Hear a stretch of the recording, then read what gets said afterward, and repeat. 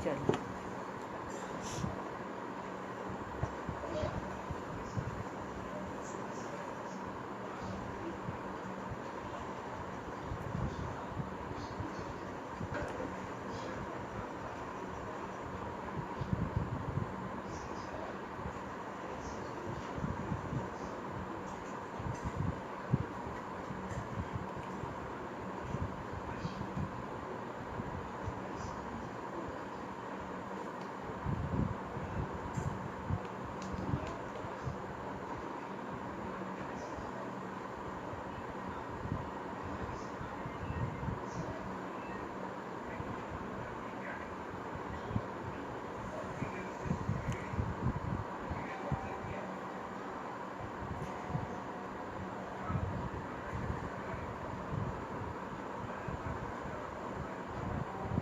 प्रदीप कांत जी,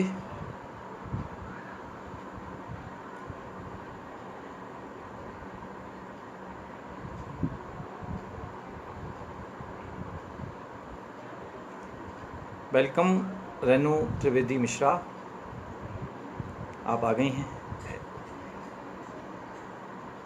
अभी और मित्रों को आने दें, अपन देखते हैं। स्वागत आपका रेनू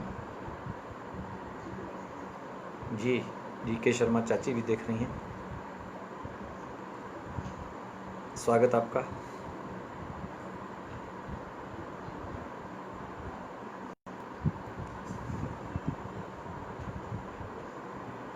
आइए सुरेश जी, स्वागत।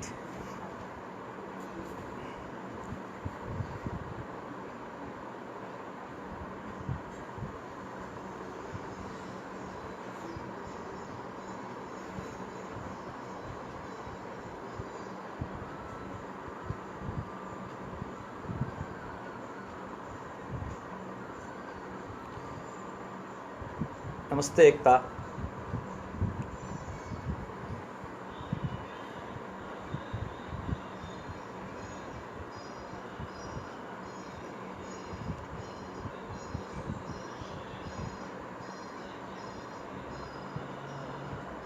आइए संतोष पटेरिया जी, नमस्कार।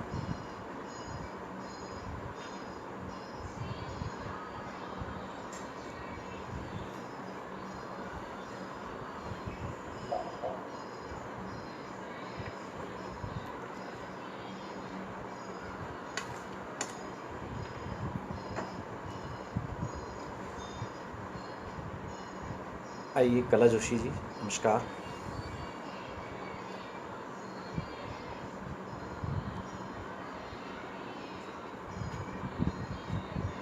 मित्रों,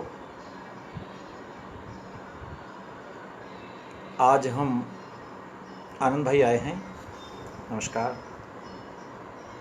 आज हम लोग समकालीन हिंदी कहानी पर कोई बात करेंगे। नमस्कार ब्रजेश कानूनगो सर। और इंदौर के हमारे जनवादी लेखक संघ के मित्रों का आदेश है कि मैं अपनी कहानी का पाठ करूंगा।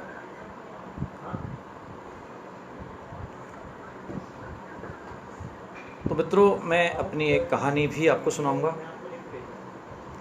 और हम लोग समकालीन हिंदी कहानी पर बातचीत भी करेंगे।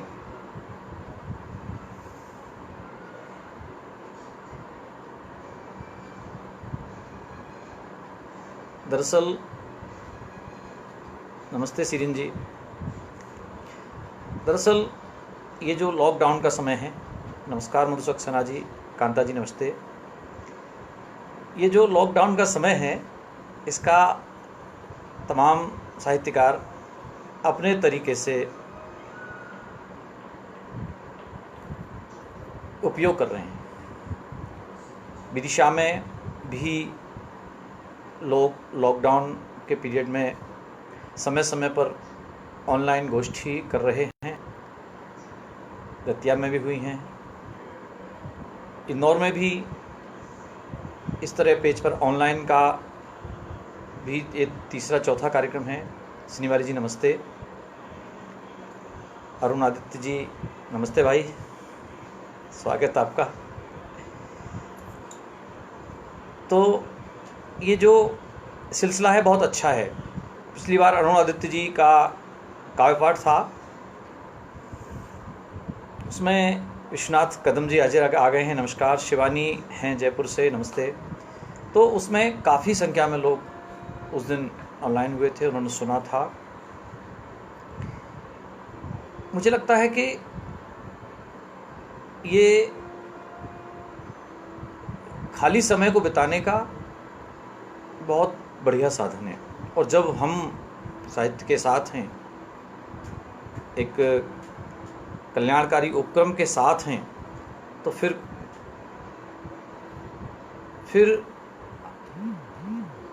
समय बिताना कोई कठिन नहीं होता है। इस तरह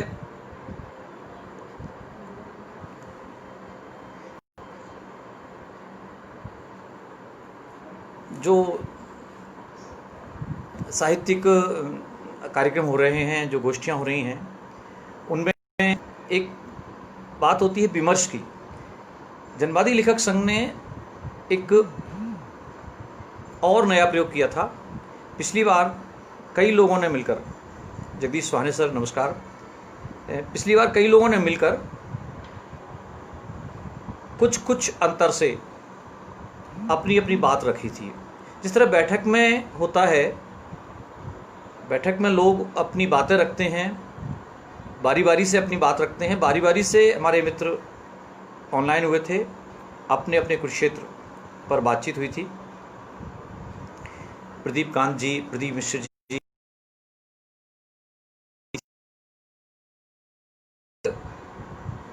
अच्छा उपयोग था। और वो उपन्यास भी एक अनूठा उपन्यास है, इसलिए उस पर बातचीत करना भी एक विरल अनुभव था, विरल चीज़ थी। तो मेरा ख्याल है कि हम बेहतर काम कर रहे हैं, बहुत अच्छा काम कर रहे हैं, और इस समय का पूरा उपयोग जिसे कहेंगे, मुझे लगता है कि हमारा वाईफाई कुछ गड़बड़ कर रहा है, तो बार बार मैं डिस्कनेक्ट हो जाता हूँ। चलता रहेगा ये, हम जारी रखेंगे। और मुझे लग रहा है कि कैमरा भी सही काम कर रहा होगा और आवाज़ भी सही आ रही होगी। अब मैं सोच रहा हूँ कि भाई प्रदीप कांत जी आ जाएं और प्रदीप मिश्र जी, तो कुछ मित्रगण इकट्ठे हों तो मैं कहानी का पाठ आरंभ करूं, आप लोगों को कहानी सुनाऊं।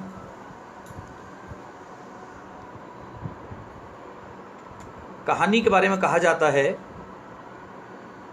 रामचंद्र मोहनानी मेरे मित्र दतिया से उपस्थित हुए हैं, मेरे अग्रज ब्रजनारायण बोहरे भी उपस्थित हुए हैं, स्वागत।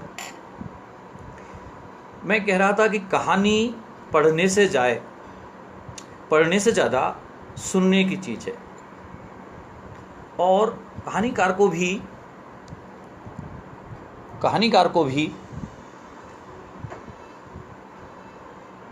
पढ़ने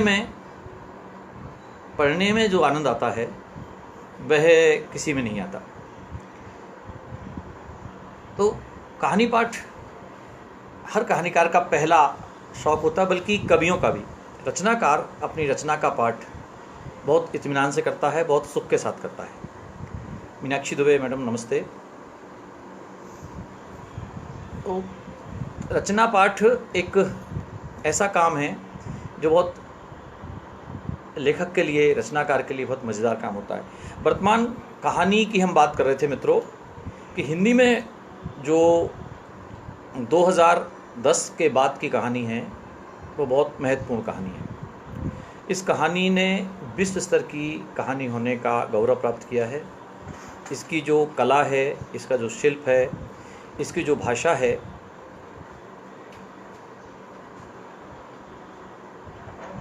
वह महत्वपूर्ण है। न केवल चरित्र, न केवल इसके संवाद, भाषा, सब स्तर पर हिंदी कहानी ने बहुत उपयोग किया है। इस बीच मैं कुछ अपने बारे में बताना चाहूँगा मित्रों। मैं राजनारायण बोहरे हूँ, चंबल से आता हूँ, इसलिए मेरी बोली में, दरअसल जहाँ मेरा जन्म हुआ अशोकनगर, वो बुंदेलखंड, भदावरी और मालवा तीनों का एक मिश्रित स्थल है। तीनों का मिश्रित स्थल है। यहाँ हमारी बोली में तीनों भाषाओं के शब्द आते हैं। मालवी भी हमारी भाषा में, हमारी बोली में शामिल है। हमारी बोली में चंबल के तमाम शब्द आते हैं। चंबल यानी भदावरी, जो भदावर क्षेत्र था, वहाँ वो चंबल के क्षेत्र में था। भदावर नरेश जो है चंबल के थे। तो भदावरी भाषा में ब्रज भाषा का मिश्रण है। मेरी भाषा में बुंदेली शब्द भी आते हैं, क्योंकि हमारा एक कोना बुंदेलखंड को छूता है। मेरे जो विषय हैं कहानियों के, अमूमन आसपास के ही रहते हैं। ऋतु महेश्वरी आई हैं इंदौर से, नमस्कार ऋतु जी। तो भाषा मनुष्य की जन्मजात होती है। भाषा को लेकर अभी कल बातचीत हो रही थी, तो मैंने यही कहा था कि हम जहाँ से जन्मे हैं, कांता राय जी ने अभी एक समीक्षा लिखी इस बारे में, किसी का फ़ोन आया था मेरे पास, ये कहा गया है कि आपकी बोली में अलग अलग तरह के शब्द आते हैं, अलग अलग क्षेत्र के, अलग अलग अंचल के, अलग अलग बोलियों के शब्द आते हैं आपकी कहानियों में। तो मैं यही बता रहा था उन्हें कि जहाँ आपके माता पिता जिस कल्चर से आते हैं, जिस बैकग्राउंड से आते हैं, उसका उपयोग, उसका स्वतः प्रयोग आपकी कहानियों में, आपके साहित्य में होने लगता है। मित्रों, अब तक मेरे 4 कहानी संग्रह छपे हैं। पहला कहानी संग्रह इज्जत आबरू यात्री प्रकाशन से आया है। दूसरा कहानी संग्रह गोष्ठा तथा अन्य कहानियाँ मेधा बुक से आया था। तीसरा मेरा कहानी संग्रह हादसा, ये भारतीय ज्ञानपीठ से आया था। और अभी चौथा कहानी संग्रह पिछले वर्ष आया है, यह ज्योति पर्व प्रकाशन से आया है। इस बीच मेरा एक उपन्यास भी था, मुखबिर उपन्यास चंबल क्षेत्र के उन बागियों पर केंद्रित है जो नए रूप में चंबल में उदित हुए हैं। हाँ, जिस तरह समाज में हाशिए के लोग केंद्र पर आ रहे थे, साहित्य में हाशिए के लोग केंद्र पर आ रहे थे, उसी प्रकार हमारे बीहड़ों में भी हाशिए के लोग आ रहे थे। दलित वर्ग का उदय हो रहा था उस समय। तमाम बागी में इसलिए प्रयोग कर रहा हूँ कि दरअसल चंबल में डकैत नहीं होते, डाकू नहीं होते, बागी होते हैं। बगावत करने वाले लोग होते हैं जो व्यवस्था से बगावत करते हैं। कोई समाज से बगावत करके निकलता है, कोई सोसाइटी से निकलता है, कोई कानून से निकलता है। अपने अपने क्षेत्र में जहाँ से लोग परेशान होते हैं वहाँ से बगावत करके निकलते हैं। चंबल में बागी कहा जाता है। तो मैंने जिस बागी पर काम किया वो 16 वर्ष तक चंबल में घूमता रहा और हमको, हमारी व्यवस्था को बेहद तंग किया उसने। लगभग 5 वर्ष तक मैंने उस पर काम किया था और इसके बाद 5 वर्ष बाद भी मुझे लग रहा था काम अभी पूरा नहीं हुआ है। दौलत प्रजापति जी आए हैं, भाई नमस्कार। सावित्री राणा हैं दिल्ली से, नमस्ते सावित्री जी। तो हम बात कर रहे थे कि मुझे लग रहा था मेरा काम पूरा नहीं हुआ है। क्यों?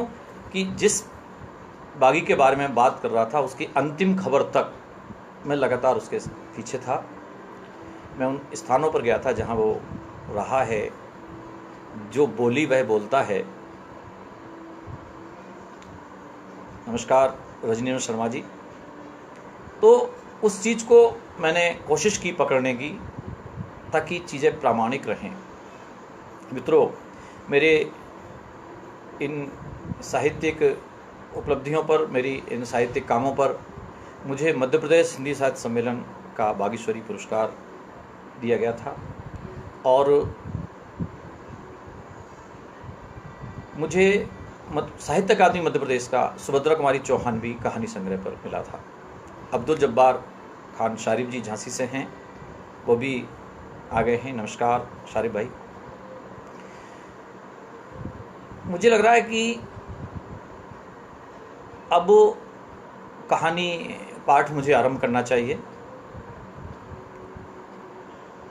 क्योंकि काफ़ी लोग आ गए हैं।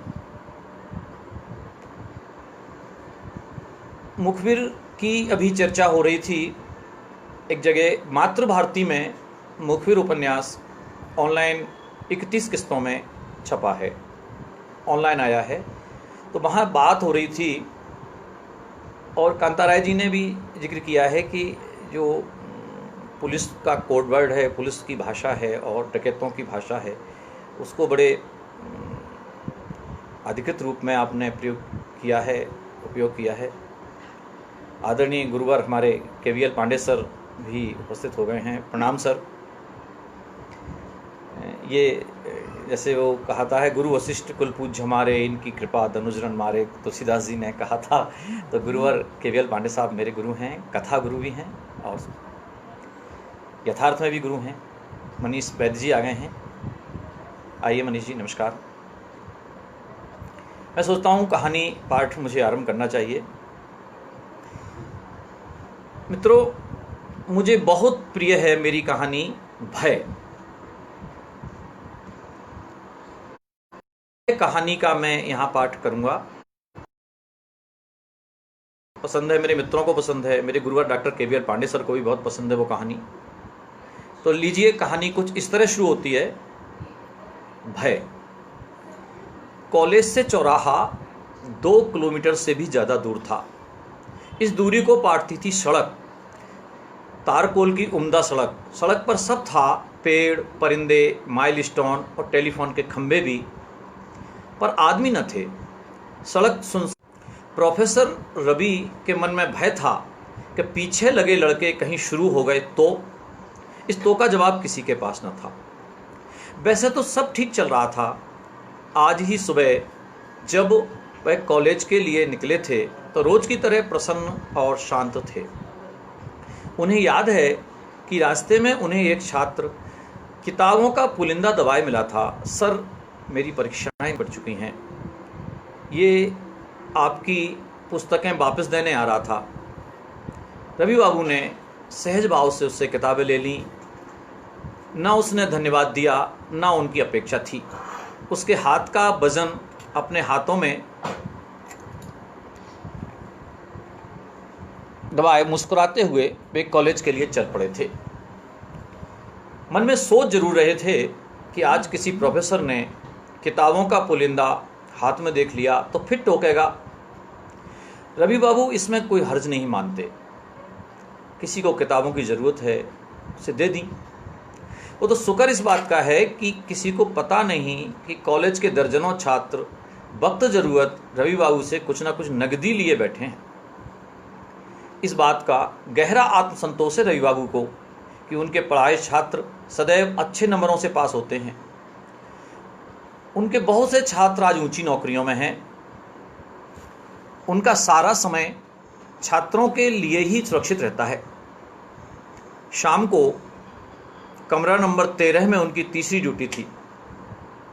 प्रोफेसर सिंह आज उनके साथी इन्विजिलेटर थे। सिनेवाली शर्मा कह रही हैं आवाज़ नहीं आ रही है। क्या अब आवाज़ आ रही है?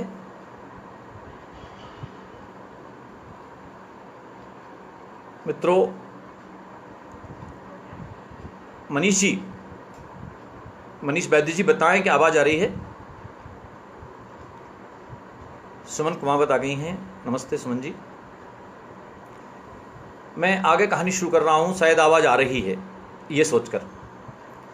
शाम को कमरा नंबर 13 में उनकी तीसरी ड्यूटी थी। प्रोफेसर सिंह आज उनके साथी इन्विजिलेटर थे। तब आधा घंटा बीत चुका था परीक्षा आरंभ हुए, जब उन्होंने देखा कि कोने में बैठा छात्र पूरे इत्मीनान से नकल टीप रहा है। वे खांसते हुए 2-3 बार उसके पास से निकले, पर वह लड़का इतना बेशऊर, इतना बेशर्म और इतना उजड्ड था कि आंखों का पर्दा भी नहीं किया। रवि बाबू ने कनखियों से इधर उधर देखा तो पाया कि आसपास के तमाम लड़के टुकुर टुकुर कर उन्हें ही ताक रहे हैं। रवि बाबू ऐसे तुनक मिजाज भी नहीं है कि कुछ छात्रों की आंखों में चुनौती के भाव देखकर तपाक से हमला कर दें। एक कोने में खड़े होकर उन्होंने परिस्थिति पर गंभीरता से विचार किया। प्रोफेसर सिंह से बात करने का मन बनाया तो पता लगा कि वे जाने कहाँ खिसक गए हैं। रवि बाबू नकल पकड़ने के लिए दीवाना हो जाने की हद तक उतावले नहीं बने रहते, सूंघते नहीं फिरते नकलचियों को। पर इसका मतलब यह भी तो नहीं कि छात्रों ने बेवकूफ़ समझने लगे। खुलेआम नकल की पर्ची रखकर आखिर क्या दिखाना चाहता है यह छात्र? वैसे नए परीक्षा अधिनियम में तो नकलचियों को गिरफ्तार तक करा देने की शक्ति मिल गई है प्रोफेसरों को। क्या ये गिरफ्तार होना चाहता है? आमतौर पर इन अधिकारों का उपयोग कोई नहीं करता। लड़के भी कहाँ हील उज्जत करते हैं फॉर्म भरते समय। उन्हें पता है कि इस प्रकरण का यूनिवर्सिटी में ही निपटारा होगा, तो निपट सुलट लेंगे वहीं, बाद में निपट सुलट भी लेते हैं। उन्होंने कमरे का एक चक्कर लगाया। छात्रों के चेहरे पर अजीब अजीब भाव मौजूद थे। कोई अपनी अंतर्धारा में डूबा हुआ लिखे जा रहा था, तो कोई आंख मूंद कर अपना पुराना रटा हुआ याद करने की कोशिश कर रहा था। किसी की आंखें फर्श से चिपकी थीं, पर वह कोने में बैठा लड़का पूरे इत्मीनान से नकल टीपे जा रहा था। यह याद आते ही रवि बाबू को तनाव बढ़ गया। प्राचार्य का राउंड पर आने का वक्त हो रहा था। सेंट्रल सुप्रिटेंडेंट भी आने वाला होगा। रवि बाबू ने एक क्षण सोचा और बिजली की तरह छात्र के सिर पर जा धमके थे। एक हाथ में पर्ची और दूसरे हाथ में कॉपी लेकर उन्होंने छात्र को परीक्षा कार्यालय चलने का आदेश दिया तो एकाएक वह लड़का बिगड़ गया था। बाहर तैनात पुलिस कांस्टेबल ने भीतर झांका। आगे आगे प्रोफेसर रवि और पीछे पीछे 2 सिपाहियों की गिरफ्त में जकड़ा वह लड़का उछल कूद करता हुआ बरामदे से होकर परीक्षा कक्ष तक गया तो अनेक छात्रों ने यह तमाशा देखा था। माहौल में एक पैना और धारदार सन्नाटा व्याप्त होने लगा था। केंद्राध्यक्ष अपनी औपचारिकताओं में बिजी हुए तो प्रोफेसर रवि उस छात्र के फॉर्म पर अपनी जगह टीप लगाकर हस्ताक्षर करके कक्ष में लौट आए थे। प्रोफेसर सिंह अब भी कमरे से गायब थे, लेकिन कमरे में एकदम शांति थी। सब परीक्षार्थी अपनी उत्तर पुस्तिका में तल्लीन नजर आ रहे थे। अब रवि बाबू निष्प्रय भाव से टहलने लगे। काफ़ी देर बाद पसीना पसीना होते प्रोफेसर सिंह कमरे में दाखिल हुए और रवि को एक तरफ ले गए। यार तुम भी एकदम नासमझ आदमी हो, काहे को नकल पकड़ ली उसकी? जानते हो कौन है वो? सुरेंद्र। एक पल रुककर आगे बोले, हॉस्टल का प्रेसिडेंट है वो आजकल। तो रवि बाबू समझ नहीं पाए थे।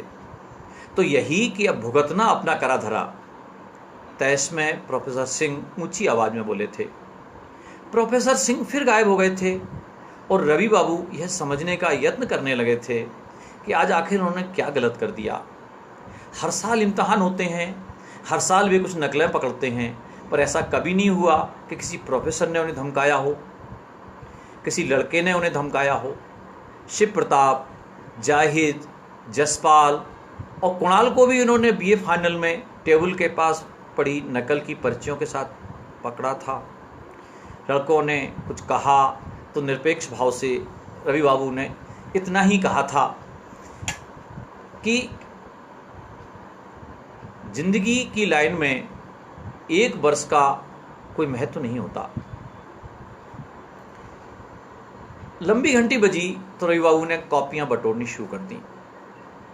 अब आकर दोबारा सिंह की शक्ल दिखी थी। उन्हें सारी सामग्री सौंपकर रवि कैंटीन की ओर चल दिए। उन्हें चाय की बेहद तलब महसूस हो रही थी। एक चाय काउंटर पर आदेश देकर वे टेबल की ओर बढ़े। कुछ दिनों से वे देख रहे हैं कि लड़कों की हरकतें कुछ ज़्यादा ही उग्र होती जा रही हैं। जब से कॉलेज में दोबारा चुनाव शुरू हुए हैं, पिछले दरवाजे से कॉलेज कैंपस में राजनीति आ घुसी है और राजनीति के साथ वे तमाम आवश्यक बुराइयां भी आ गई हैं जो उनकी हमजोली हैं। गर्मी चरम सीमा पर थी। रवि बाबू को अपनी आंखें सुलगती सी लग रही थीं। आंखों को बंद कर उन्होंने अपनी तर्जनी आहिस्ता से दोनों पलकों पर फेरी। बंद आंखों के आगे लाल पीले केसरिया धागे खिंचाए अधर में तैरते से बिना साइलेंसर के स्कूटर की भौंडी आवाज ने रवि बाबू का ध्यान भंग किया तो उन्होंने आंखें खोली।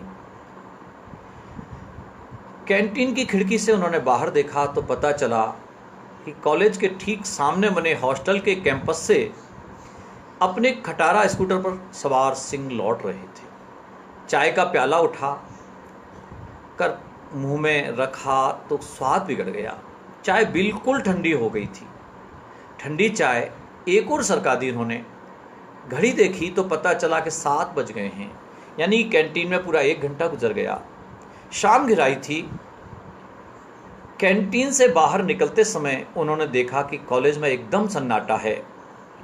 स्टाफ कभी का जा चुका है और अब तो चपरासी मुख्य दरवाज़ा भी बंद कर रहा है।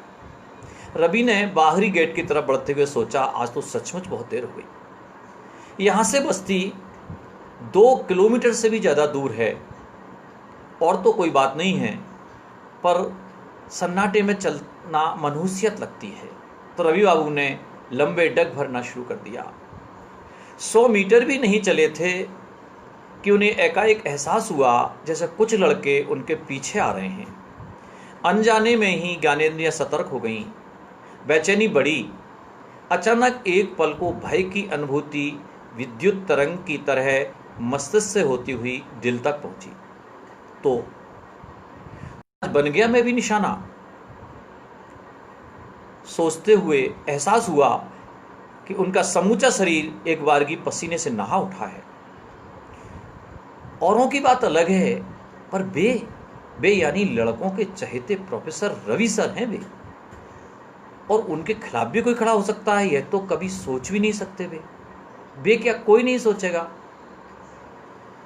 आज उनके खिलाफ ही नहीं बल्कि इस हद तक उनके पैरों की गति मंद सी हो गई भीतरी तनाव के कारण।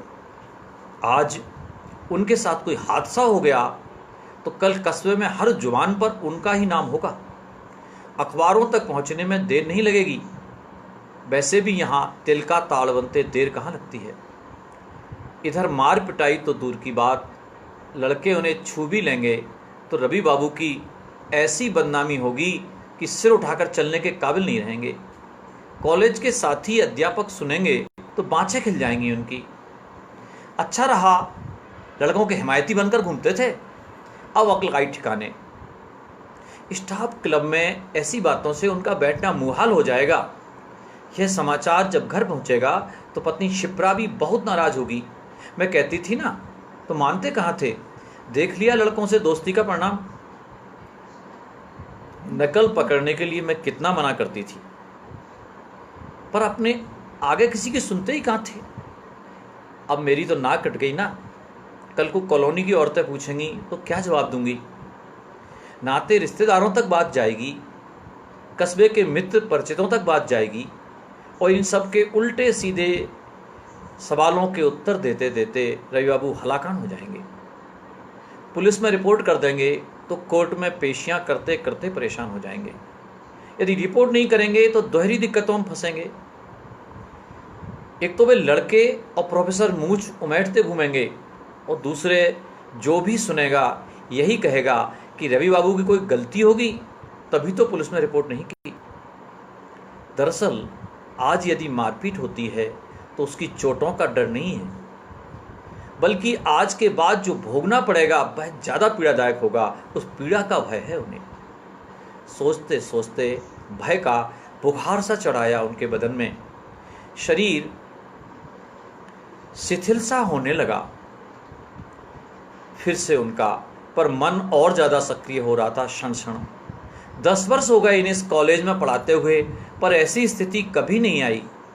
उन्होंने सोचा तो भय का अंतरंग हिस्सा बनकर मन में एक उत्सुकता ने करवट ली। देखो तो, आखिर कौन से लड़के हैं जो उन पर हमला करना चाहते हैं। पीछे मुड़ना चाहा तो मुड़ नहीं पाए, पर मन ही मन उन संभावित लड़कों के चेहरों की कल्पना की। कुछ सेकंड में भी उनके सामने कॉलेज और खासकर हॉस्टल के सभी शरारती लड़कों के चेहरे घूम गए। अरुण सिंह, शिव प्रताप, जाहिद, जसपाल, भोला, यही तो हैं, और इनमें एक भी ऐसा नहीं है जो उनके सामने तेवर बदल सके। इस विचार से लगा कि मन में कुछ हिम्मत बंधी है। हिम्मत बंधी तो यह भी प्रश्न उभरा कि क्या उन्हें सचमुच डरना चाहिए? ना, आज उन्होंने कोई गलत तो बेजा काम नहीं किया। पिछले 10 वर्षों में तो दर्जनों नकलें पकड़ी, पर कोई लड़का ऐसा फिरंट नहीं हुआ। वे विस्मित थे कि आज ये लड़के क्यों उनके पीछे पीछे हैं। भय का एक तिलंगा उनके मन में दहका। तो क्या आज ये लड़के बेइज्जत करना चाहते हैं उन्हें, या उससे भी कुछ ज़्यादा? मंसूबा तो खराब ही दिखते हैं इनके। वे सब तो तय है कि सुरेंद्र के ही साथी होंगे। सुरेंद्र के पकड़े जाने का क्षोभ भी होगा उनके मन में। सच तो यही है कि हाथापाई तो सुरेंद्र ने ही की थी, तभी पुलिस केस बना। यदि चुपचाप संग चल देता और अपने फॉर्म पर दस्तखत कर देता तो कोई दिक्कत ही ना थी। रवि बाबू विचारों में, ख्वाबों में खोए रहने की वजह से बड़े धीमे चलने लगे थे। वे तब चौंके जबकि पीछे आ रहे लड़कों की पदचाप और आपसी बातचीत के भी छिटके हुए स्वर उनके कान तक आने लगे। अनजाने में सतर्क होते हुए रवि बाबू की गति कुछ बढ़ गई और लड़के पिछड़ने लगे। सिर पर आ गया संकट कुछ दूर सरकता हुआ महसूस किया रवि बाबू ने।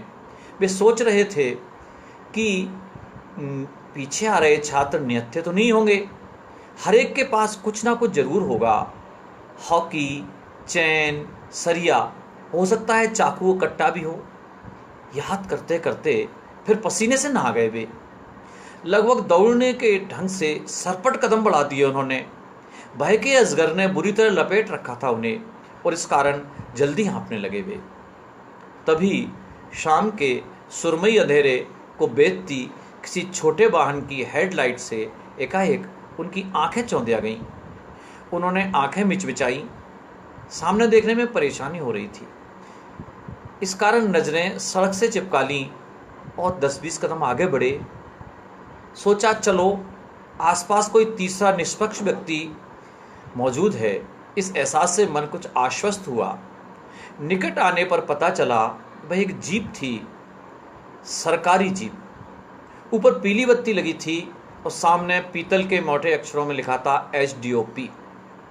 वे और अधिक आश्वस्त हो गए। चलो, पुलिस का अधिकारी आया। अचानक ही जीप को रोकने के लिए उन्होंने पुकारने का यत्न किया तो परेशान हो गए। गला अवरुद्ध हो गया था। वे घबराए, ये नई आफत क्या आ गई, आवाज़ क्यों नहीं निकल रही मेरी। उन्होंने 1-2 लंबी सांसें लीं, गले की खराश को ठीक किया और तब तक उनके बगल से निकलकर वह जीप कॉलेज की ओर बढ़ गई थी। खुद को बड़ा निरीह महसूस करते रवि बाबू फिर से भय के अंधे लोक में आन गिरे थे। एकाएक ब्रेक चरमराने की आवाज़ आई। ब्रेक चरमराने की आवाज़ से लगा कि लगभग 50 कदम आगे जाकर वो जीप रुकी है, फिर उल्टी चलती हुई उनकी तरफ बढ़ी आ रही है। वे रुके और तनिक सा कनखियों से मुड़कर पीछे देखा तो देखा कि जीप रोड के उस तरफ चलती हुई उनके बराबर तक आ पहुंची थी और सड़क के उस पार ठीक सामने रुक गई थी। वे एक क्षण को रुक गए। जीप में से पुलिस अफसर की वर्दी में सजा धजा एक युवक उतर रहा था। सांझ के भूखे में भी उस नौजवान पर नजर पड़ते ही रवि बाबू के मस्तिष्क में एक ही नाम अचानक कौंधा, कुणाल। कुणाल वर्मा। निस्संदेह वह कुणाल वर्मा ही था। 20 डग की दूरी पार करता हुआ कुणाल जब तक रवि तक पहुंचे, रवि बाबू का मस्तिष्क जाने क्या क्या सोच चुका था। कुणाल भी कभी इस कॉलेज का छात्र रहा है और यह भी एक इत्तेफाक है कि कुणाल को भी उन्होंने बीए फाइनल में टेबल के पास पड़ी नकल की पर्चियों के साथ पकड़ा था। तब रुआंसा होता कुणाल उनके पैरों में गिर पड़ा था और बोला था, सर ये पर्चियां मैं नहीं लाया, ना मैंने किसी से मांगी हैं, पता नहीं किसने फेंक दी मेरे पास। प्लीज़ सर छोड़ दीजिए मुझे, मेरा 1 साल बर्बाद हो जाएगा। तो रवि बाबू जैसा सबसे कहते थे, निरपेक्ष भाव से कुणाल से भी इतना ही कहा था कि मैं चाहता हूँ कुणाल तुम्हारा 1 साल भले बर्बाद हो जाए पर ज़िंदगी बर्बाद ना हो।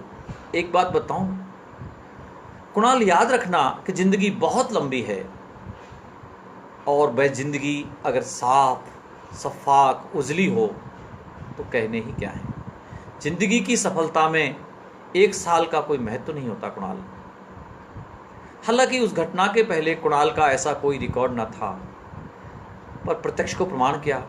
अलबत्ता उस दिन के बाद कुणाल और ज़्यादा गंभीर हो गया था, और ज़्यादा परिश्रमी और बहुत पढ़ने लगा था वह।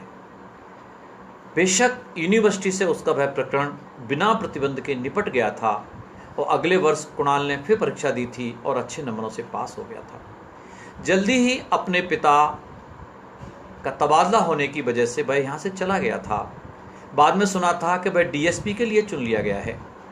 आज पूरे 5 साल बाद वही कुणाल सामने था।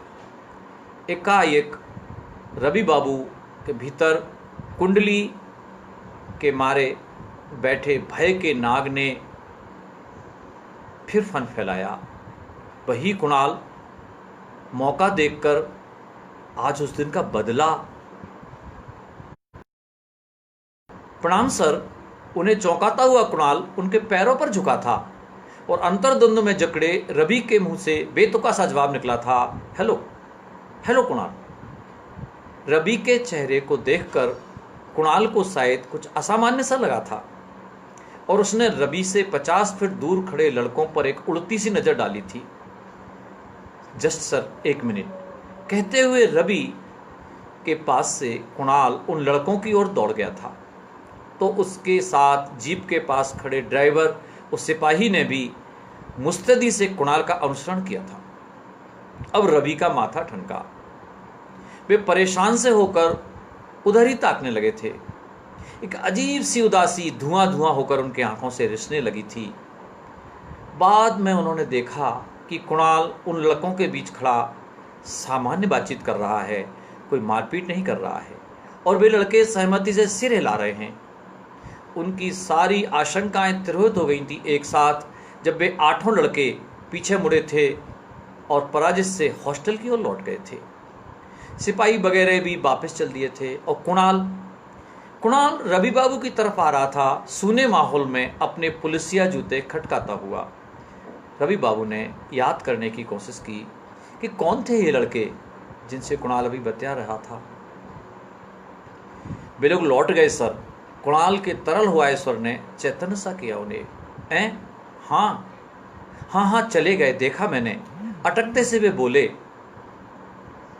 फिर याद आया तो कुणाल से पूछने लगे, आप ना तुम यहाँ कैसे? ये पता लगा था कि तुम डीएसपी हो गए हो, पर अचानक आज यहाँ। जी सर, मैं यहीं आ गया हूँ ना इन दिनों, कल ही ज्वाइन किया है मैंने, यहीं एसडीओपी हूँ मैं। कुणाल बच्चों से स्वर में उमग रहा था।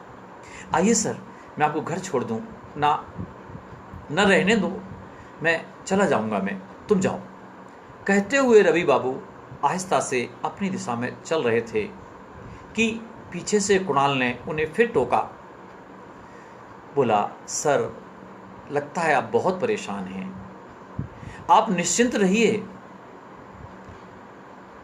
उन लड़कों में अब इतनी हिम्मत नहीं है कि आइंदा आपसे बात करेंगे। वे लड़के क्या, इस कस्बे का कोई लड़का आपसे बात नहीं करेगा सर। लेकिन कुणाल ने अपनी बात अधूरी छोड़ दी थी। रवि बाबू की निगाहें उत्सुकता और व्यग्रता से कुणाल के चेहरे की तरफ उठ गईं। वे अंदाज लगा रहे थे कि लेकिन से छूटा गया वाक्य कुणाल किस तरह पूरा करेगा। उन्हें लगा कुणाल बोलेगा, लेकिन मैं आपसे यही कहूँगा सर कि आइंदा आप इस तरह के झंझटों में नहीं पड़ें तो ही ठीक रहेगा। रवि ने अपनी बातें, अपने कान जागृत कर लिए, अपनी चेतना कानों पर केंद्रित कर ली। कुणाल की बात पूरी सुनने के लिए वे कुणाल का इंतजार करने लगे और वे पुलकित हो उठे। उनके अनुमानों को ध्वस्त करता कुणाल कह रहा था, क्षमा करें सर, आपकी ही कही हुई बात दोहरा रहा हूं कि सच भले ही दुनिया में हर जगह सुरक्षित नहीं है। सच को तोड़ा जाता है, लेकिन सच कभी भी दुनिया से पूरी तरह खत्म नहीं होता। ईमानदार के आसपास हमेशा समर्थक रहते हैं। सफलता का कोई शॉर्टकट नहीं होता। सच को कोई ना कोई हमेशा बचाए रखता है। सर, मैंने अभी तक के जीवन में सबसे ज़्यादा श्रद्धा किसी प्रोफेसर से की है तो वो आप हैं। इसलिए खुलकर अपने मन की बात आपसे कहना चाहता हूँ। रवि सर की आंखों को गहराई तक बेधती नजरें गड़ाकर कुणाल फिर बोला, मैं यह चाहता हूँ सर कि आइंदा भी ऐसी स्थितियों में नितांत अकेले आप सच की ऐसी ही हिफाजत करते रहें, डरें नहीं, ताकि मुझ जैसे कई लोगों को सच्चाई के कदमों पर इसी तरह झुकने की प्रेरणा मिलती रह सके। और अटक गया कुणाल, अपनी बात पूरी नहीं कर पाया और वह सजल नेत्रों से रवि बाबू के पैरों में झुक गया। पांव पर गिरी कुणाल के आंसू की बूंद ने बहुत सुख दिया रवि बाबू को। उनका हृदय विगलित हो उठा। उन्होंने कुणाल से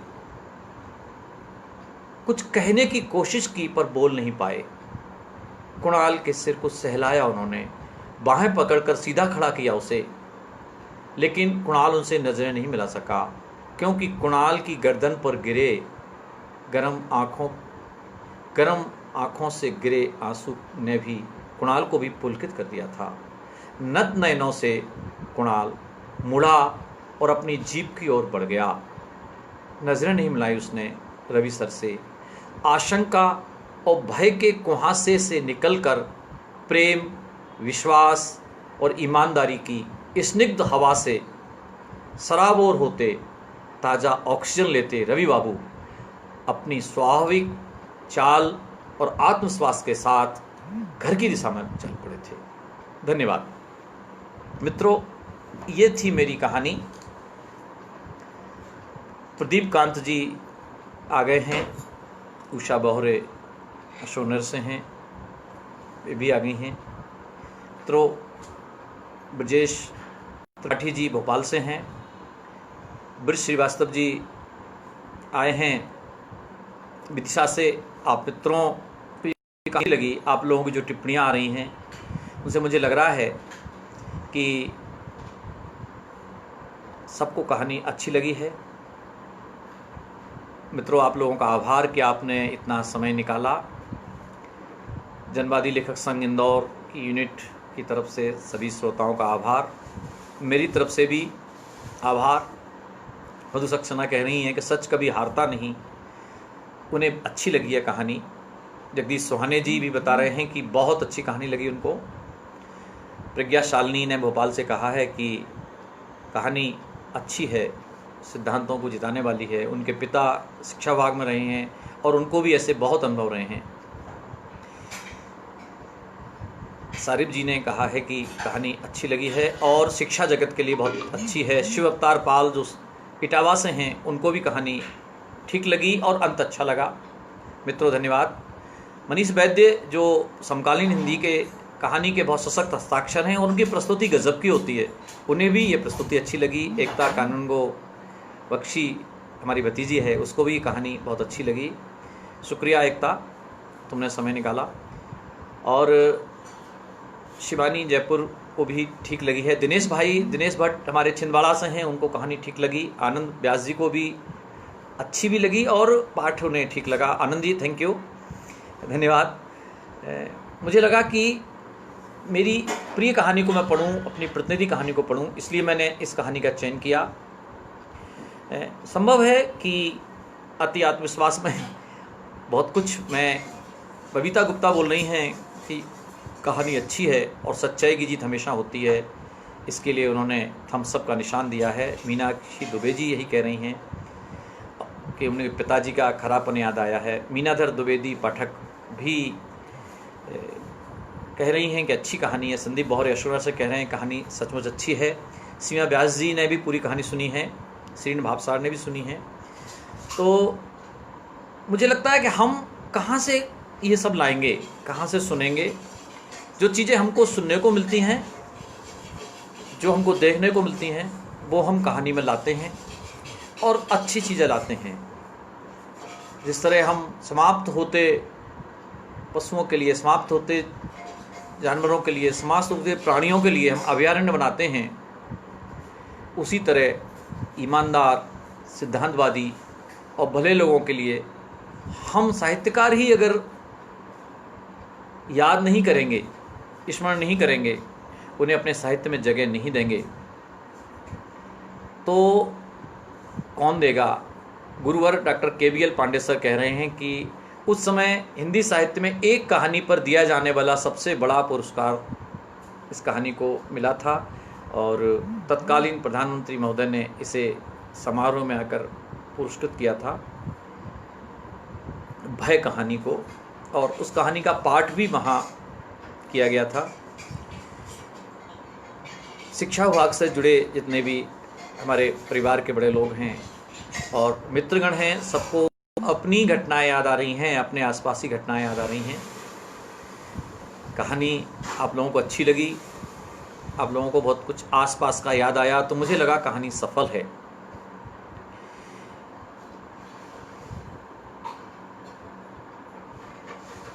मधु सक्सेना कह रही हैं कुणाल नहीं आता तो क्या होता, कहानी किस मोड़ पर आती, क्या सबको कुणाल मिल जाते हैं। हाँ मधु जी, हो सकता है कुणाल ना मिलते हों, पर यथार्थ से हटकर कहानी होती है और पूरी तरह कल्पना भी कहानी नहीं होती। हम यथार्थ से लेकर भी कुछ आते हैं, कुछ कल्पना से जोड़ते हैं और वो अद्भुत सा एक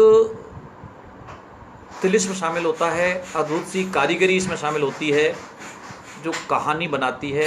अखबारी घटना को कहानी बनाने के बारे में भाई मनीष वैद्य जी भी कुछ टिप्पणी कर रहे हैं कि बहुत ज़रूरी और महत्वपूर्ण सवालों को उठाती है, ज़रूरी सवालों को उठाती है और हम हमेशा अच्छा चुनते हैं, अच्छा सोचते हैं, सकारात्मक सोचते हैं। यही तो साहित्य की दुनिया है। हम घोर निराशा में डुबाने वाला साहित्य शायद नहीं रचते। ऐसा नहीं है कि दुनिया में निराशा नहीं है, दुखांत चीज़ें नहीं हैं, लेकिन फिर भी हमारा ध्यान सुख की ओर रहता है, सुखांत की ओर रहता है और जानबूझकर भी सुखांत नहीं होता। जिन घटनाओं पर आधारित ये कहानी लिखी गई, वो घटना हमारे आसपास उन दिनों घट रही थी।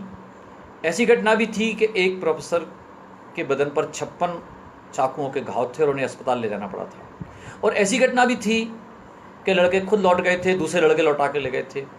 ऐसी घटना भी थी कि वाकई SDM, SDOP, कलेक्टर या जनप्रतिनिधियों ने आकर ऐसे प्रोफेसर, ऐसे गुरुजनों पर आकर प्रणाम किया था और उनकी हेल्प की थी। तो मित्रों, हम अभी बात कर रहे थे कि कहानी सत्य नहीं होती और एकदम झूठ भी नहीं होती। बस एक एक बहुत खूबसूरत सी डिश तैयार होती है, व्यंजन तैयार होता है। मित्रों, कहानी और लघु कथा में थोड़ा फर्क होता है। कहानी लंबे समयांतराल को पकड़ती है, लंबे समय को पकड़ती है। लघु कथा एक छोटे से वक्फे को पकड़ती है, समय के छोटे हिस्से को पकड़ती है। लघु कथा में एक दृश्य होता है, कहानी में कई दृश्य हो सकते हैं। लघु कथा में एक मुद्दा उभर कर आता है, एक मुद्दे पर बातचीत होती है। कहानी में कई मुद्दे उभर सकते हैं। लघु कथा संकेतों में खत्म होती है और कहानी एक संदेश के साथ खत्म होती है। हो सकता है संदेश ही इतना बड़ा हो कि लघु कथा पूरी हो जाए। जगदीश स्वाने सर कह रहे हैं कि कुणाल ना आता तो हम समाज को क्या संदेश दे पाते। सही कह रहे हैं सर कि समाज को संदेश तो कुणाल का देना है। जैसा कि हम वर्तमान में देख रहे हैं कि हम लोग अपने घरों में सुरक्षित हैं और कुणाल के डिपार्टमेंट के लोग ही हमारी रखवाली कर रहे हैं, वे ही हमारी रक्षा कर रहे हैं। रोड पर, सड़क पर मित्रों वही हैं, वही इस लॉकडाउन का पालन करवा रहे हैं, कर्फ्यू का पालन करवा रहे हैं। वो कर्फ्यू जो हमारे लिए लगाया गया है, जो हमारी सुरक्षा के लिए लगाया गया है। तो कुणाल हर युग में रहेंगे, कुणाल हमेशा रहेंगे। ऐसे कुणाल को ही हमको याद करना है और ऐसे रवि बाबू को ही याद करना है, जो खुद किताबें निकलवाते हैं, जो देते हैं, मित्रों को देते हैं और अपने नाम से उसका शुल्क भी जमा करते हैं। भले प्रोफेसर लोग उनको कुछ कहते रहें, भले उनकी पत्नी उनको कुछ कहे, बच्चे कुछ कहें, पड़ोसी कुछ कहें, तो हमारे गुरुवर डॉक्टर KBL पांडे सर का चरित्र, व्यक्तित्व ही ऐसा था कि बहुत कुछ हमने उनसे सीखा है। हमारे पिताजी अध्यापक थे, भाई अध्यापक हैं, भाभी अध्यापक हैं। हमारे सारे मित्र, 80% मित्रगण शिक्षा विभाग से हैं, कॉलेज में प्रोफेसर, हायर सेकेंडरी में या मिडिल में। तो हम आसपास जो देखा वो हमने सुना है। अभी एक और लघु कथा के लिए लोग कह रहे हैं। मुझे लगता है कि समय लगभग पूरा हो चुका है, 50 मिनट हो गए हैं। प्रदीप कांत जी ने पता नहीं कितना समय इसके लिए निश्चित किया था, तो लगभग 50 मिनट होने जा रहे हैं और इससे अधिक लाइव एक ऊब पैदा करता है। मुझे लगता है कि अगर मैं आगे बढ़ूंगा, दूसरी कहानी सुनाऊंगा, तो इस कहानी की जो मधुरता है, इस कहानी का जो माधुर्य है और जो एक संदेश है, वो शायद विशृंखलित होगा। तो अभी तक हमने जो इस कहानी के बारे में बात की और वर्तमान कहानी के बारे में बात की। मनीष वैद्य जी की कहानी है फोगाटी का जूता। एक अलग कहानी है, वर्तमान युग की प्रतिनिधि कहानी है वो, कि वो चीज़ें जो हमारे लोकल की जो चीज़ है, हम जिसे लोकल को स्वीकार नहीं करते हैं, वही चीज़ जब ब्रांड के साथ विदेश जाती है तो यहाँ का जूता जो 500 में मिल रहा था चरित्र नायक को, वो 10,000 में मिलता है, वही जूता विदेश से आकर। तो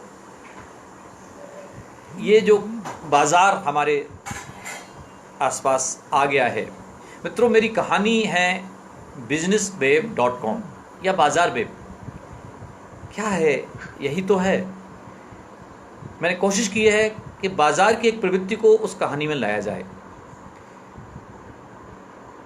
ये जो चीज़ें हैं, ये जो बाज़ार है जो हमारे घर में घुस आया है, हमको अधिक भौतिक सुविधाएं लेना है, हमको अधिक आर्थिक समृद्धि लेना है, हमारी जो अपरिमित महत्वाकांक्षा उन्हें पूरा करना है, जो हमारी वेतन और हमारे छोटे धंधे में पूरा नहीं हो सकता, तो इसका लाभ लेते हैं टेली मार्केटिंग वाले लोग, बाज़ार वाले लोग, विज्ञापन वाले लोग, जो हमको एक सेल्समैन बना देते हैं। परिवार की महिलाओं को, अन्नपूर्णाओं को सेल्स गर्ल बना देते हैं और हम हर क्षण व्यापार की बात करते हैं, बाज़ार की बात करते हैं। और जब वो बाज़ार हमारे घर में घुसता है तो हमारे घर का सामान सिमटने लगता है और बाज़ार के सामान जिसकी हम टेली मार्केटिंग कर रहे होते हैं, जिसकी हम नेटवर्किंग कर रहे होते हैं, उस कंपनी का सामान हमारे घर में कब्ज़ा जमाता चला जाता है। तो बाज़ार जो भिन्न भिन्न रूपों में हम पर हावी हो रहा है, हमारे घरों में आ रहा है।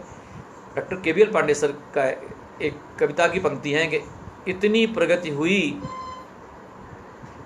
है घर में कि कुछ और मकान दुकान हो गए।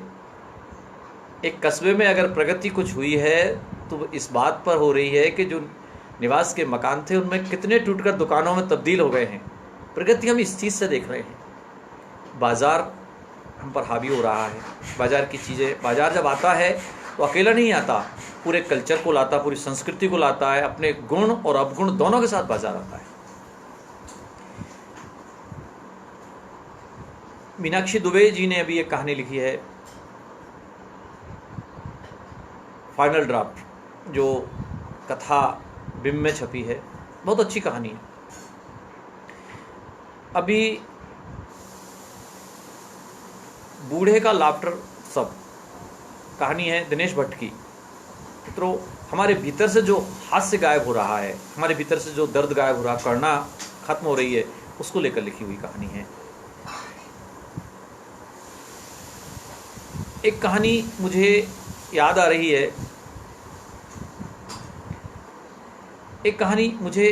है, ए असफल की। ए असफल जी की कहानी है लेफ्ट हैंडर। चंबल के क्षेत्र के एक आम महिला की कहानी है, जिससे का विस्तार उन्होंने अपने एक उपन्यास नैन्सी में किया है। लेफ्ट हैंडर बाएं हाथ की महिला है। जब गांव पर डाकुओं का हमला होता है, बागियों पर हमला होता है, तो पुरुष पीछे रहते हैं, महिलाएं मोर्चा संभालती हैं और महिलाएं डाकुओं को भगा देती हैं। पुरुष लोग जब बाहर निकलते हैं, सब पूछते हैं क्या हुआ। उन्होंने कहा डाकुओं थे तो निपट गए, अब पुलस्त को देखेंगे। वाम पक्ष है, उन्हें वामांगी कहा जाता है। तो उनको केंद्रित अच्छी कहानी है। अभी हमारे यूनिट के सदस्यों ने पूछा है, जनवादी लेखक संघ की यूनिट का, क्या कहानी अपने पात्रों के अनुसार स्वयं चलती है या लेखक के नियंत्रण से बाहर हो जाती है? इसका जवाब तो मुझे लगता है मैं ही नहीं, मेरे सारे कहानीकार मित्र देंगे कि लेखक के नियंत्रण से कहानी नहीं चलती। लेखक शुरुआत भर करता है और उसको उठाता है कहानी को, पर जब कहानी क्लाइमैक्स के पहले आती है तो लेखक बगावत कर बैठते हैं, परिस्थितियाँ बगावत कर बैठती हैं और कहानी को पात्र अपनी तरह से चलाने लगते हैं, मुद्दे अपनी तरह से चलाने लगते हैं। कहानी का जिस तरह कठपुतली चलाने वाला कलाकार होता है, लेखक ऐसा नहीं होता। कहानी खुद अपना रास्ता अख्तियार करती है, चरित्र अपना रास्ता अख्तियार करते हैं और कहानी अनेक बार ऐसी जगह पहुंच जाती है जिसकी कल्पना लिखते समय न कहानीकार ने की थी और न उसके किसी पाठक ने की होगी जिसने शुरुआती अंश पढ़ा होगा। कहा जाता है कि कहानी का अंत ऐसा होना चाहिए जैसे मंदिर की घंटी की टनकार देर तक मस्तिष्क में गूंजती है। ये पुरानी कहावत है, लेकिन अब कहानी का अंत कैसा भी हो सकता है, पर अप्रत्याशित तो होना चाहिए, इस पर बहुत से लोग मानते हैं। हालांकि एक बार दतिया में एक वार्षिक राष्ट्रीय संगोष्ठी हो रही थी, तो लोगों ने कहा था राजेंद्र यादव जी से, उस समय हंस के संपादक थे, कमला प्रसाद जी पांडे थे उस गोष्ठी में, अवध नारायण मुदगल थे, मैत्रेयी पुष्पा थी। तो उनने कहा था कि कहानी का ना प्रारंभ महत्वपूर्ण होता है और ना अंत। कहानी की तो यात्रा महत्वपूर्ण होती है। कहानी की यात्रा जिस ऊंचाई पर पहुंचकर आपको आनंद देती है और जिस क्षण आप कहानी के किसी पात्र से या मुख्य नायक से अपनी संवेदना जोड़ लेते हैं या चरित्र आपसे संवेदना जोड़ लेता है, बस वह कहानी वहीं सफल हो जाती है। हमारी यूनिट के लोग पूछ रहे हैं कि किस पात्र ने बगावत की है, बताएं। और मधु सक्सेना जी कह रही हैं कि ऐसी कौन सी कहानी थी इसने लिखने के पहले परेशान किया या लिखने के दौरान परेशान किया। तो मैं भी मुखबिर की बात कर रहा था मित्रों। मुखबिर में आपके दोनों मित्रों के सवालों का जवाब है कि मुखबिर उपन्यास ने लिखने के पहले भी मुझे बहुत परेशान किया और लिखने के दौरान भी मुझे बहुत परेशान किया। मैं इसका अंत नहीं खोज पा रहा था क्योंकि अंत हुआ ही नहीं था, और अंत तो उस उपन्यास का आज भी नहीं है। जो जिन लोगों ने उपन्यास पढ़ा है वो भी समझते हैं कि उस उपन्यास का अंत नहीं हुआ है। लिखने के दौरान भी इतना सामान था मेरे पास, इतनी सामग्री थी कि मैं समझ नहीं पा रहा था कि मैं इसे कैसे समेटूं। मेरे मित्र राजन लहरिया कहते हैं कि उपन्यास 80 पेज का भी हो सकता है और 8000 शब्दों का भी। 8000 पेज का भी उपन्यास हो सकता है। उपन्यास 8000 शब्दों का भी हो सकता है और 8 लाख शब्दों का भी। उपन्यास की दरअसल कथा का विस्तार, मुद्दों का विस्तार, संवेदना का विस्तार ही एक कहानी को उपन्यास बनाता है, या लंबी कहानी बनाता है, या कहानी बनाता है, या लघु कथा बनाता है। संवेदना ही महत्वपूर्ण चीज़ होती है। तो जब मैं मुखबिर उपन्यास पर काम कर रहा था तो मेरे पास लगभग 4000 कतरन थी। मेरे पास लगभग 40 घंटे की टेप थी। उन लोगों के कथन थे जो कभी बागियों की पकड़ में रहे और लौट कर आए, या उन लोगों की थी जिन्होंने बागियों का पीछा किया, या जो एंटी डकैती मूवमेंट में या तो मुखबिर के रूप में रहे, या उन दलों के सदस्य के रूप में रहे, या उनके मददगार रूप में रहे। मेरे पास उन गांव वालों का कानों सुना विवरण था। वे स्थान थे जहां ये घटनाएं घटी। तो मैं बहुत परेशान था कि इसको कैसे लिखूंगा। मैंने सबसे पहले इसे एक कहानी के रूप में लिखा, इसका नाम था मुहिम। जब मैंने राजेंद्र यादव को भेजी तो उन्होंने मुझे 8वें दिन ही फ़ोन कर दिया। वे हम लोगों को, जो चंबल क्षेत्र के, ग्वालियर क्षेत्र के 4-5 लोग हैं, ए असफल, राजन लहरिया, महेश कटारे दद्दा, हम लोगों के बड़े भाई, और मैं, जब हम लोग कभी दिल्ली उनके कार्यालय जाते थे तो वो हमेशा बात करते थे, आ गए डकैत लोग, क्या लिख रहे हो तुम नया। वे हमेशा ये बात करते थे। मैंने मुहिम भेजी तो उनका पहला फ़ोन था, क्यों पंडित, डाकुओं को नहीं छोड़ोगे तुम लोग। तो मैंने कहा हाँ नहीं छोड़ेंगे, अब जन्म ही हमने उस इलाके में लिया। मैंने जन्म नहीं लिया तो कर्मभूमि तो मेरी है ही, वो मैं वहीं रहूँगा, और वो लोग भी मुझे तंग करते हैं। तो उन्होंने कहा लेकिन ये कहानी बहुत अच्छी है। मैं उनके मुँह से कहलवाना चाहता था कि वो निर्णय क्या कर रहे हैं इस कहानी के बारे में। उन्होंने कहा कि मुझे ये पहली बार पता लगा बोहरे कि जो समाज में हो रहा है, राजनीति में हो रहा है, सरकार में हो रहा है, कि हाशिए के लोग सत्ता पर आ रहे हैं, पिछड़े वर्ग के लोग सत्तासीन हो रहे हैं, केंद्र में आ रहे हैं।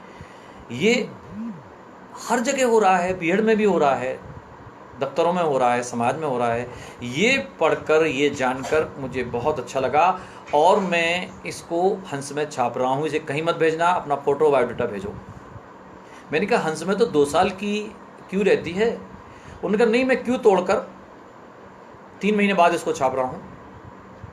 और मित्रों, मुझे बड़ी खुशी है कि मुहिम हंस में लंबी कहानी के रूप में छपी और 3 महीने बाद ही छपी।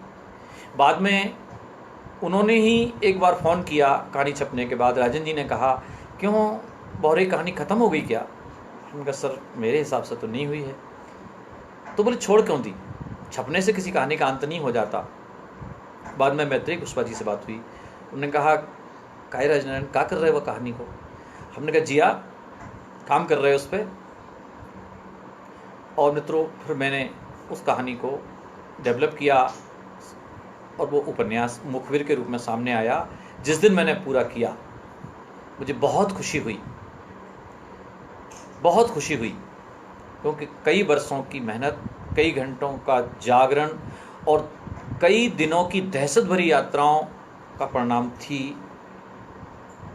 लिख लेने के बाद मेरे एक संपादक मित्र ने भोपाल प्रवास के दौरान मेरे पास जब इस स्क्रिप्ट को पढ़ा तो वो नहीं माने, और उन्होंने एक अखबार में इसके बारे में पहले ही छाप दिया, प्री रिव्यू जैसा उन्होंने कुछ छाप दिया। तो उसका किस्सा अलग है, कभी बात करेंगे उसके बारे में, अलग बातचीत हुई। कुछ और हुआ मित्रों, आप लोगों ने समय दिया और इस कहानी को ध्यान से सुना, मेरी अब तक की बातचीत को सुना, इसके लिए धन्यवाद। मुझे लगता है कि लगभग 1 घंटे का समय हो गया है, और इससे अधिक समय में लक्ष्मीनारायण बुनकर प्रोफेसर गुना से साथ हैं। वे कहते हैं कि कहानी लिखना कठिन है कविता की अपेक्षा। मुझे लगता है कविता लिखना कठिन है, क्योंकि मैंने शुरू से कहानी लिखी है। तो मैं आप सभी का जो है आभारी हूँ, आपको धन्यवाद देता हूँ। मित्रों, आपने इस कहानी को सुना और पसंद किया, क्योंकि मुझे जो टिप्पणियाँ सुनाई पड़ रही हैं, जो पढ़ने में आ रही हैं, उसमें तो यही लग रहा है कि पसंद किया है। तो मैं इस आत्मप्रसन्नता में हूँ कि पसंद ही किया होगा। और कहानी मुझे लगता है बहुत अच्छी है, प्रिय है, जिसने भी पढ़ा है अच्छी लगी है। और जिस दिन मैंने लिखी उस दिन अपने गुरुवर केवीएल पांडे सर को पढ़ाया तो उन्हें बहुत अच्छी लगी थी। तो मुझे लगता है कहानी अच्छी है, इसलिए आपको पसंद आई। अच्छी चीज़ें सबको पसंद आती हैं। आपका बहुत धन्यवाद। जनवादी लेखक संघ इकाई इंदौर के मित्रों का बहुत धन्यवाद।